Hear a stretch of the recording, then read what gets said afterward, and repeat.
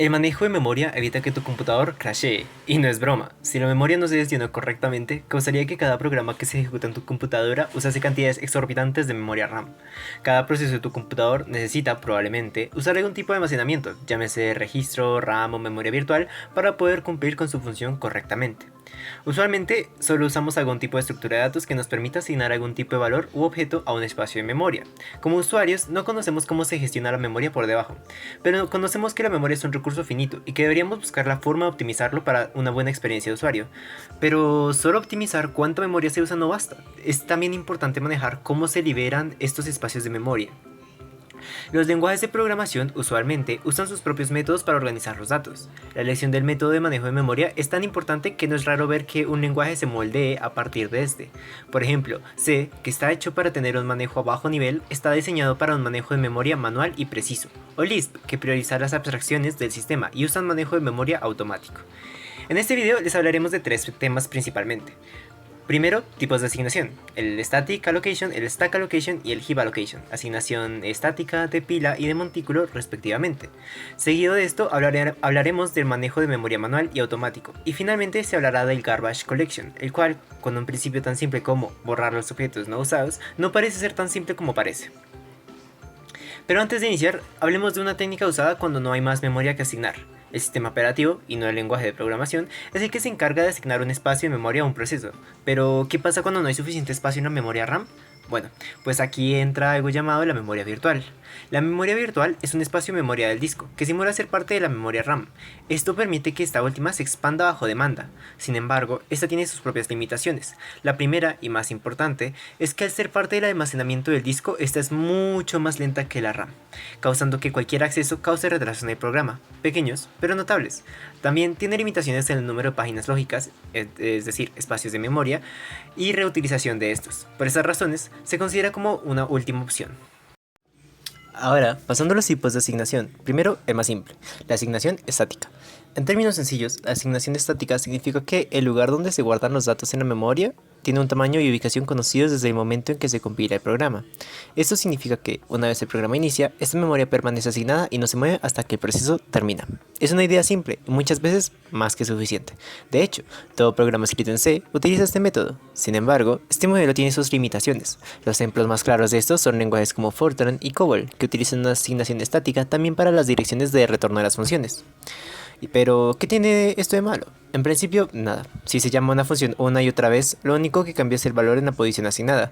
Sin embargo, al implementar la recursión, esto es un verdadero problema. No hay una ubicación donde guardar la dirección de regreso si la función se llamaba a sí misma antes de terminar su ejecución.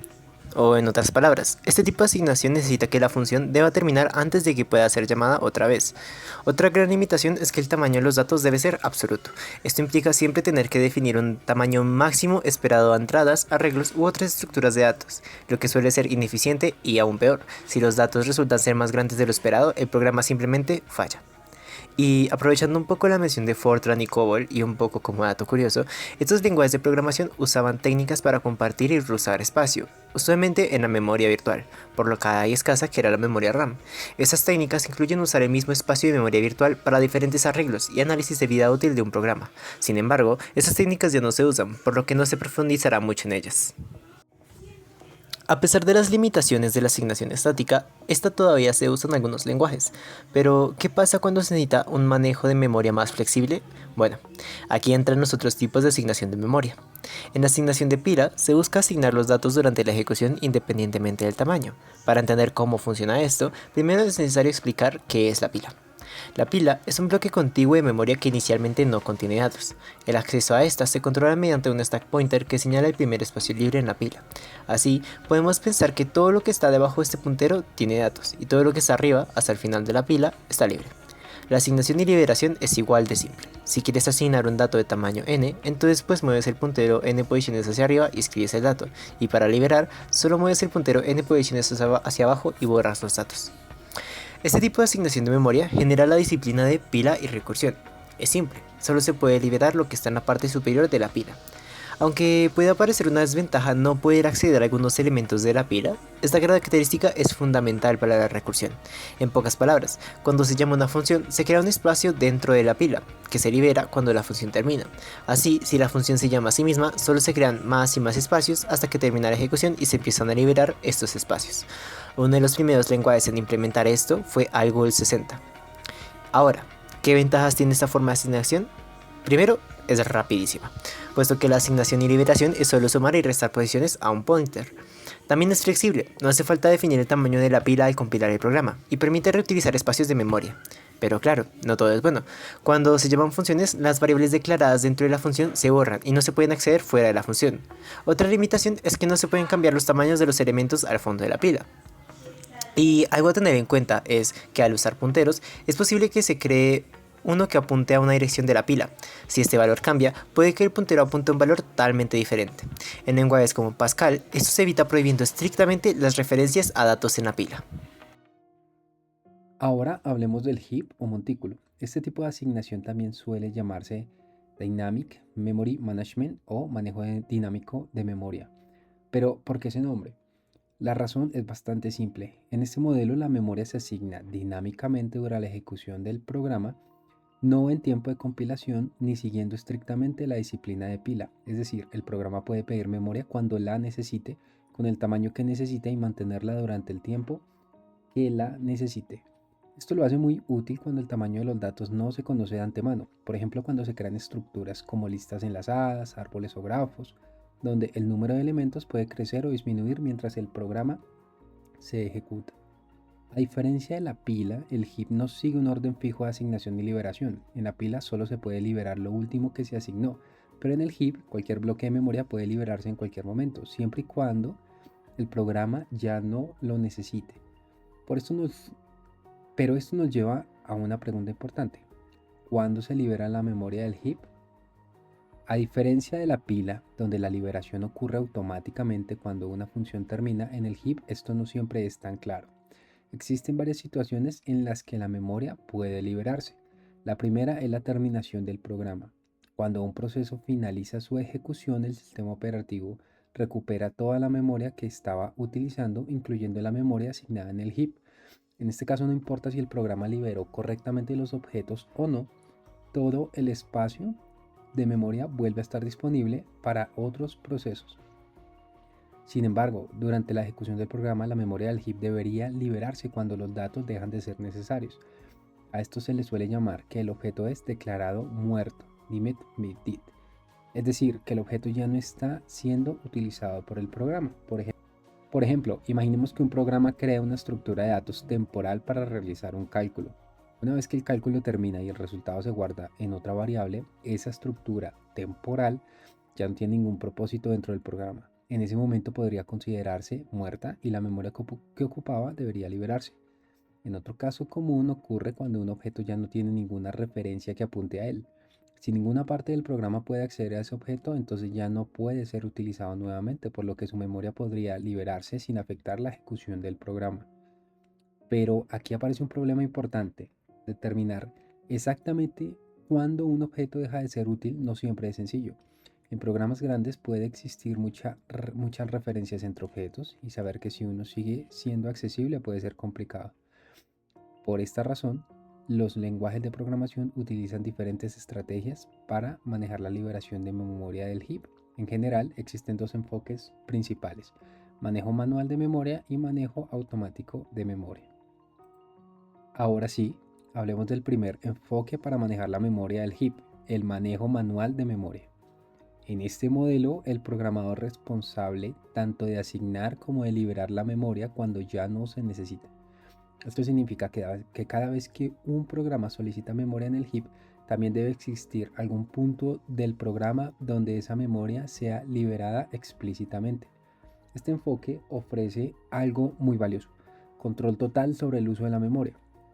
Sin embargo, ese control también implica una mayor responsabilidad y una serie de problemas que pueden aparecer si la memoria no se administra correctamente.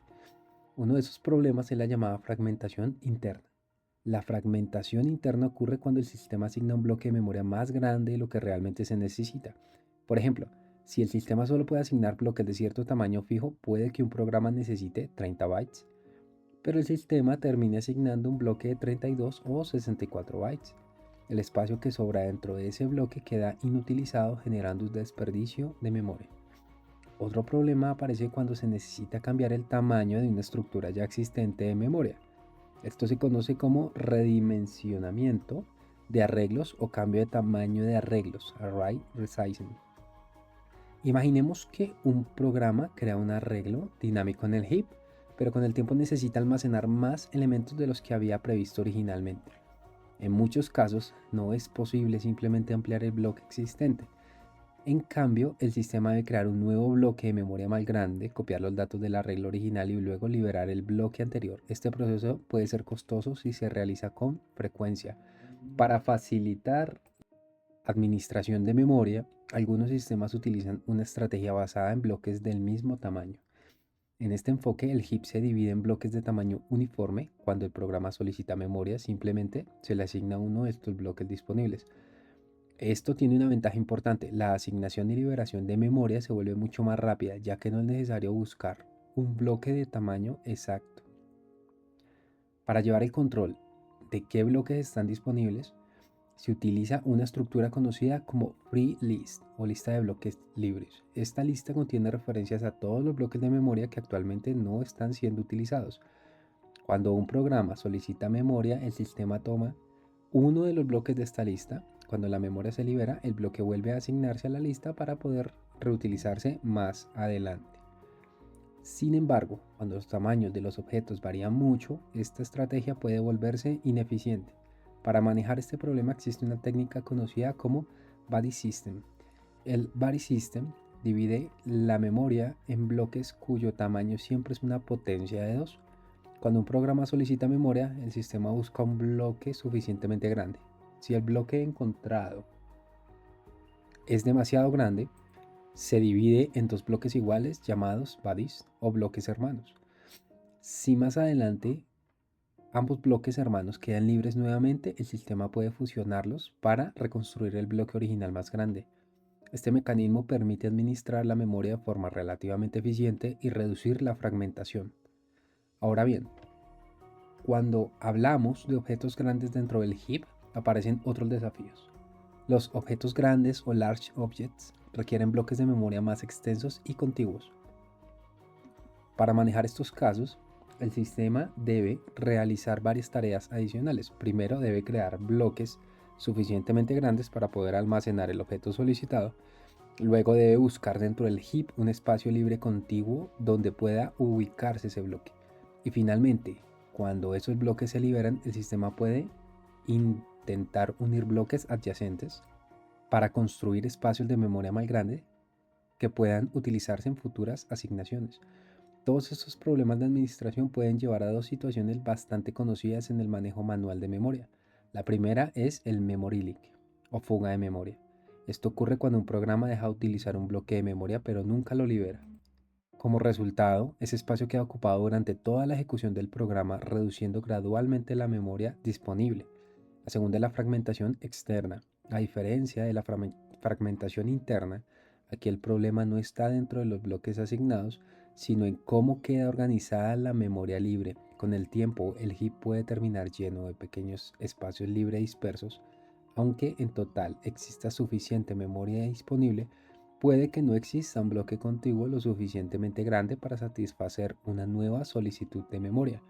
Este tipo de problemas es una de las principales razones por las que el manejo manual de memoria puede volverse complejo en programas grandes. Primero hablemos del reference counting. El reference counting o conteo de referencias es una técnica en donde cada objeto en el heap mantiene un contador que indica cuántas referencias apuntan hacia él. Cada vez que una variable comienza a referenciar ese objeto, el contador aumenta, y cada vez que una referencia deje de existir, el contador disminuye. Cuando el contador llega a 0, significa que ninguna parte del programa puede acceder a este objeto, por lo que su memoria puede liberarse inmediatamente. Esta técnica tiene una ventaja importante: la memoria puede liberarse de manera inmediata y predecible, sin necesidad de detener el programa para analizar toda la memoria. Sin embargo, tiene una limitación importante. el problema con las referencias circulares. Estas ocurren cuando dos o más objetos se referencian entre ellos, pero ya no pueden ser accedidos por un programa. En este caso, los contadores nunca llegan a cero y los objetos nunca se liberan, generando una fuga de memoria. Para entender mejor este problema, veamos un ejemplo sencillito. Imaginemos una lista doblemente enlazada con tres nodos, un nodo A, un nodo B y un nodo C. Tenemos un nodo B donde tiene una referencia hacia el nodo A siendo como su nodo anterior y una referencia hacia el nodo C como el nodo siguiente. Ahora imaginemos que tenemos un programa el cual deja de usar esta lista. Aunque ya no exista una referencia hacia esta lista, los nodos siguen teniendo referencias entre ellos mismos. Como resultado, los contadores de referencia nunca llegan a cero y la memoria que ocupan nunca se va a liberar. Para mitigar este problema, algunos lenguajes utilizan lo que se conoce como los weak pointers o punteros débiles. Un puntero débil es una referencia a un objeto que no incrementa el contador de referencias. Esto permite que el objeto pueda ser liberado incluso si existen referencias débiles apuntando hacia él. Volviendo al ejemplo de la lista doblemente enlazada, una solución común es que solo uno de los enlaces sea una referencia fuerte. Por ejemplo, podemos hacer que la referencia del nodo siguiente sea una referencia fuerte, mientras que la referencia al nodo anterior sea una referencia débil. De esta manera, cuando un programa deje utilizar esta lista y pierda el acceso a ella, podremos eliminar y liberar todo el espacio que la lista ocupaba. Este tipo de estrategia es común en estructuras donde existen referencias bidireccionales o relaciones complejas entre objetos. El uso de reference counting varía según el lenguaje de programación. Por ejemplo, Python utiliza principalmente conteo de referencias como mecanismo base para liberar la memoria, complementando con otras técnicas para detectar ciclos de referencias. Por otro lado, Swift utiliza un modelo llamado Automatic Reference Counting, donde el compilador inserta automáticamente las operaciones necesarias para incrementar o decrementar los contadores. En términos de uso, el reference counting es especialmente útil en sistemas donde se necesita liberar memoria de manera inmediata o donde se busca evitar pausas largas en la ejecución del programa. Sin embargo, debido al problema de las referencias circulares y al costo de mantener contadores para cada objeto, muchos lenguajes modernos complementan o reemplazan esta técnica con otros enfoques conocidos como recolección de basura, como los sistemas de Tracing Garbage Collection, los cuales vamos a hablar a continuación. Ahora hablemos del segundo enfoque para manejar la memoria del heap, el manejo automático de memoria. A diferencia del manejo manual, donde el programador es quien debe liberar explícitamente cada bloque de memoria que ya no necesita, en el manejo automático esta responsabilidad recae en el sistema de ejecución del lenguaje. Es decir, que el programador puede crear objetos dinámicamente, pero no necesita preocuparse por liberar la memoria que ocupan. En lenguajes con manejo manual, como lo son C o C++, el programador debe llamar explícitamente a funciones como lo son free o delete para liberar la memoria. Si esto no se hace correctamente, pueden aparecer problemas como lo son fugas de memoria o accesos de memoria ya deliberada. En cambio, en lenguajes con manejo automático, como lo son Java o Python, el sistema se encarga de detectar qué objetos ya no están siendo utilizados y libera automáticamente la memoria que ocupan. Esto tiene varias ventajas. Primero, reduce significativamente la probabilidad de errores relacionados con la memoria y segundo, permite que el programador se concentre más en la lógica del programa que en la administración de la memoria. Sin embargo, este enfoque también introduce ciertos costos como lo pueden ser una mayor complejidad en el sistema de ejecución y posibles pausas mientras se realiza la limpieza de la memoria. Para implementar el manejo automático de memoria existen diferentes estrategias. Dos de las principales son Reference Counting y Tracing Garbage Collection. Ahora hablaremos del segundo gran enfoque dentro del manejo automático de memoria, el Tracing Garbage Collection. A diferencia del Reference Counting, donde cada objeto mantiene un contador de referencias, el Tracing Garbage Collection funciona de otra manera. En lugar de contar referencias, el sistema explora la memoria para determinar qué objetos siguen siendo accesibles y cuáles ya no lo son. Para poder hacer esto, primero se define algo llamado el root set. El root set es el conjunto de referencias iniciales, desde donde el recolector comienza a analizar los objetos del programa. Generalmente incluye variables globales, variables activas en la pila y registros de procesador donde se contienen referencias a objetos. A partir de estas referencias iniciales, el recolector sigue todos los enlaces posibles hacia otros objetos en el heap. Si un objeto puede alcanzarse desde el root set, entonces se considera vivo. Si no existe ningún camino desde el root set hacia este objeto, entonces se considera basura, y su memoria puede liberarse. Para entender mejor cómo se realiza este proceso, muchos algoritmos de Garbage Collection utilizan el modelo conocido como invariantes de color. Este modelo, los objetos se clasifican en 3 colores: blanco, gris y negro. Los objetos blancos representan aquellos que aún no han sido visitados por el recolector. Inicialmente, todos los objetos del heap se consideran blancos. Los objetos grises son aquellos que han sido encontrados por el recolector, pero cuyos objetos referenciados aún no han sido explorados. Finalmente, los objetos negros son aquellos que ya fueron completamente procesados. Esto significa que el recolector ya revisó todas las referencias que salen de ese objeto.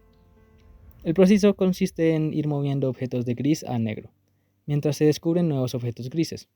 Al final del proceso, todos los objetos que permanecen blancos se consideran inaccesibles y pueden eliminarse. Este tipo de técnica se utiliza en muchos lenguajes modernos, porque permite identificar correctamente los objetos vivos, incluso cuando existen referencias circulares, algo que el reference counting no puede resolver por sí solo. Uno de los algoritmos más conocidos dentro del Tracing Garbage Collection es el Mark and Sweep. Este método, el proceso ocurre en 2 fases. Primero se ejecuta la fase de mark, donde el recolector recoge los objetos accesibles desde el root set y los marca como vivos. Luego se ejecuta la fase de sweep, donde el sistema recorre toda la memoria del heap liberando los objetos que no fueron marcados. Este algoritmo es relativamente simple, pero puede generar pausas en la ejecución del programa, ya que requiere recorrer grandes partes de la memoria. Otro enfoque común es el método conocido como two-space copying. En este modelo, la memoria se divide en 2 regiones, una región activa y otra vacía. Cuando ocurre una recolección de basura, los objetos vivos se copian desde la región activa hacia la región vacía. Para realizar esta copia se utilizan 2 punteros, conocidos como pointers de exploración y de asignación, a veces llamados scan pointer y allocation pointer. Uno de estos punteros indica el siguiente objeto que debe procesarse, mientras que el otro señala el siguiente espacio disponible donde se copiará un objeto vivo. Una vez que termine el proceso de la copia, la región vacía pasa a ser la nueva región activa, y la región anterior se considera completamente libre. Otra optimización muy importante utilizada por muchos sistemas modernos es el uso de recolectores generacionales. La idea principal detrás de los Generational Collectors es una observación bastante simple. La mayoría de los objetos en un programa mueren jóvenes. Es decir, muchos objetos se crean y se destruyen rápidamente después de haber sido utilizados.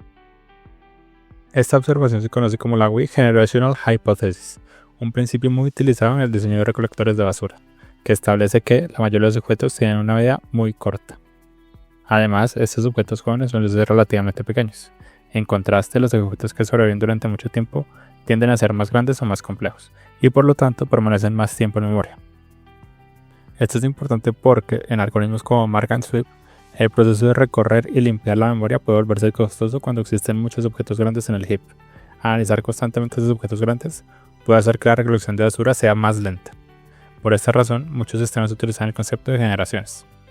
El heap se divide en varias regiones según la edad de los objetos. Los objetos recién creados se colocan en una generación joven, donde se espera que muchos de ellos desaparezcan rápidamente. Si un objeto sobrevive a varias rondas de recolección, se mueve a generaciones más antiguas. De esta manera, el recolector puede concentrarse principalmente en la generación joven, donde existen muchos objetos pequeños y de vida corta, y evitar revisar constantemente los objetos más grandes y de vida larga que se encuentran en generaciones más antiguas. Sin embargo, este enfoque introduce un nuevo problema. Puede ocurrir que un objeto antiguo tenga una referencia hacia un objeto joven. Si el recolector analiza únicamente la generación joven, podría perder esa referencia. Para resolver esto se utilizan estructuras conocidas como Remember Sets. Un Remember Set mantiene un registro de las referencias que van desde objetos antiguos hacia objetos jóvenes. Para mantener actualizado este registro se utiliza un mecanismo llamado Write Barrier. Una Write Barrier es un pequeño fragmento de código que se ejecuta cada vez que el programa modifica una referencia entre objetos. Su función es informar al sistema de Garbage Collection sobre posibles nuevas conexiones entre generaciones. Finalmente, muchos sistemas modernos también utilizan Garbage Collection concurrente o incremental. En estos modelos, el proceso de recolección se ejecuta al mismo tiempo que el programa, en lugar de detener completamente la ejecución. Esto reduce las pausas visibles para el usuario, algo especialmente importante en aplicaciones interactivas. Sin embargo, este enfoque introduce nuevos desafíos.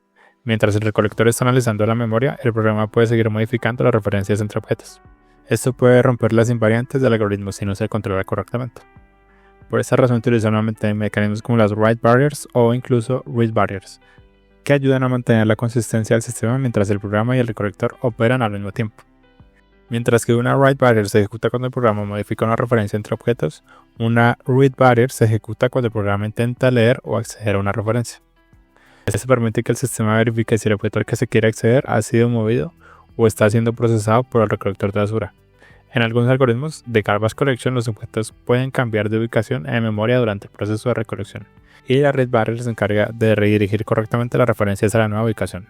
De esta forma, el programa puede seguir ejecutándose mientras el recolector trabaja en segundo plano, sin perder la consistencia de las referencias de memoria. El principal riesgo de estos enfoques es que requieren estructuras adicionales para rastrear los cambios en la memoria, lo que puede aumentar el consumo de espacio y la complejidad del sistema. 5. Conclusiones.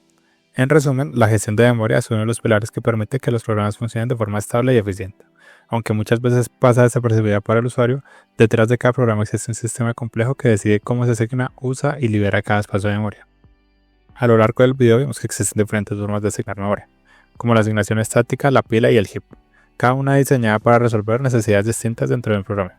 Mientras la asignación estática es simple pero limitada, la pila permite manejar funciones y recursos de forma eficiente, y el heap ofrece la flexibilidad necesaria para estructuras de datos dinámicas. También vimos que el manejo de memoria puede ser manual o automático. El manejo manual ofrece mayor control, pero también introduce problemas como fugas de memoria o fragmentación. Por otro lado, el manejo automático mediante el garbage collection simplifica el trabajo del programador, aunque requiere mecanismos complejos para detectar qué objetos realmente ya no se utilizan. Finalmente, todo esto demuestra que la gestión de memoria no es solo un detalle técnico del sistema, sino una parte fundamental del diseño de los lenguajes de programación y de cómo se construyen los programas modernos. Entender estos conceptos nos ayuda no solo a escribir código más eficiente, sino también a comprender mejor qué ocurre detrás de escena cuando ejecutamos nuestros programas.